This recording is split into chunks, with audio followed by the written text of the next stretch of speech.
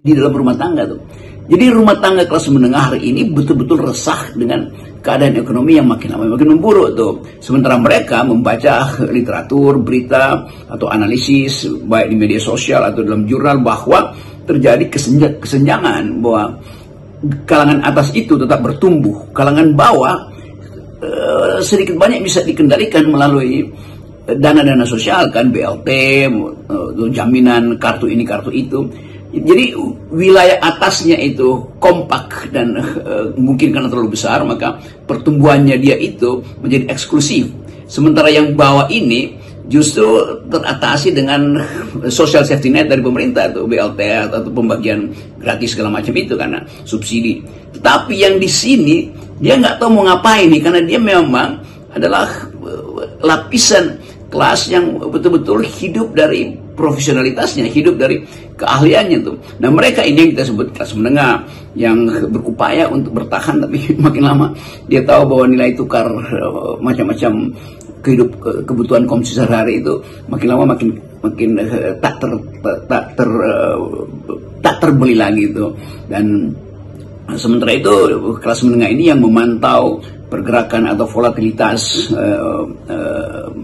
falas mata uang asing yang kadang kala bagus terus tiba-tiba drop lagi bagus. Dan bagi mereka bagaimana membuat perencanaan hidup kalau tidak ada semacam kepastian di dalam membangun bisnis tuh. Nah mereka inilah yang kita boleh duga yang lagi resah, dan mereka diam-diam sebetulnya mensponsori gerakan-gerakan sosial. Jadi kalau mahasiswa demo ya ibu-ibu, mak-mak datang bawa makanan gratis, dan secara psikologi merasa bahwa gerakan mahasiswa itu ada gerakan yang jujur untuk memulihkan kembali perekonomian, terutama program kelas menengah. Tapi juga mereka yang kemudian dibully oleh komentator-komentator istana kan. Jadi sekali lagi kita mesti baca ini sebagai keadaan yang sebetulnya berbahaya tuh, karena kelas menengah yang marah itu tidak ada cara lain untuk menyogok mereka, karena mereka menilai bahwa yang mereka inginkan yaitu kepastian berusaha itu tidak dijamin. Yang mereka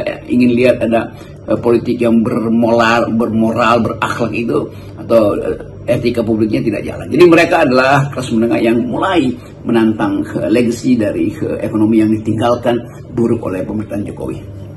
Nah, dalam situasi semacam ini, ya tentu saja ini berlaku apa yang selalu Anda katakan berkali-kali, bahwa APBN itu adalah batas ambisi seorang presiden.